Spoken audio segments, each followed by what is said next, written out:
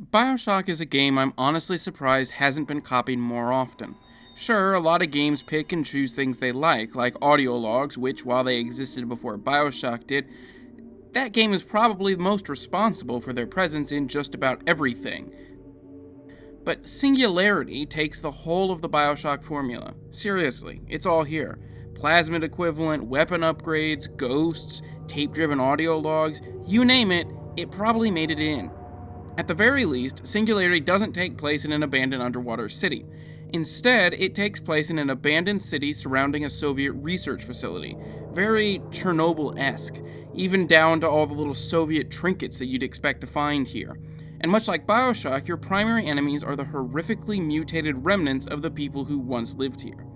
Of course, you need something to fight them with, and when it comes to the game's plasmid equivalent, it finally starts to differentiate itself a bit. Instead of just being a magic spell substitute with all the elemental properties that tend to come with that, you wear a device that has time-altering capabilities, meaning all your powers have some sort of temporal conceit to them. The most standout one being the ability to basically rewind or fast-forward time for a specific object, which in addition to having combat applications is also used in a number of puzzles that involve making old things new again, or vice versa.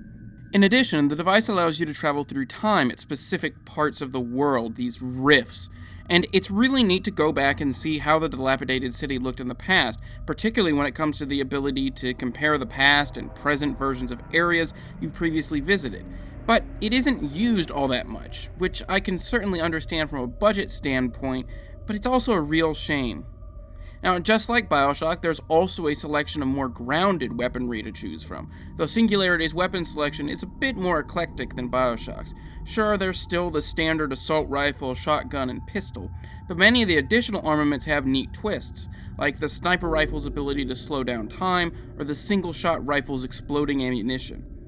But the core of Singularity is not the combat. Sure, it's fun, and it certainly has its unique and interesting parts, but the best part of the game is exploring the world you're in.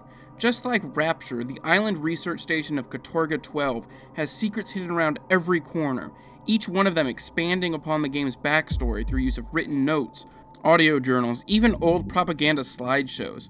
Each new piece of information furthers the story in some way or another, and while I will admit this whole method of storytelling is starting to feel a bit stale, I still found myself poking around in every little corner and crevice looking for more audio logs and notes to read. Singularity is one of those games that didn't quite catch on with the public, where I'm not really sure why it didn't catch on. The game's world and story are interesting, and while the gameplay can often feel a bit generic, you can easily say the same of other games of its ilk, even Bioshock, but perhaps it just came out at the wrong time. Whatever the case, if you enjoy games that are like Bioshock, Singularity is a well-done emulation of that formula with just enough twists and turns along the way to make it more than just a simple clone. Now, as far as availability is concerned, there's a lot of copies of this thing on the market for 360 and PS3, but since it's an Activision title, finding a decent deal on the PC version's gonna be pretty hard, so I'd really recommend you just pick this up for consoles.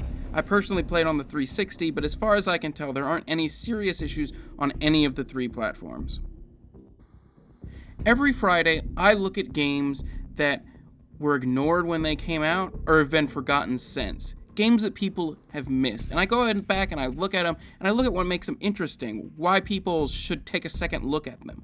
If you enjoy that idea, be sure to subscribe so you can catch the latest videos. If you like this review in particular, be sure to hit that like button, and thanks for watching.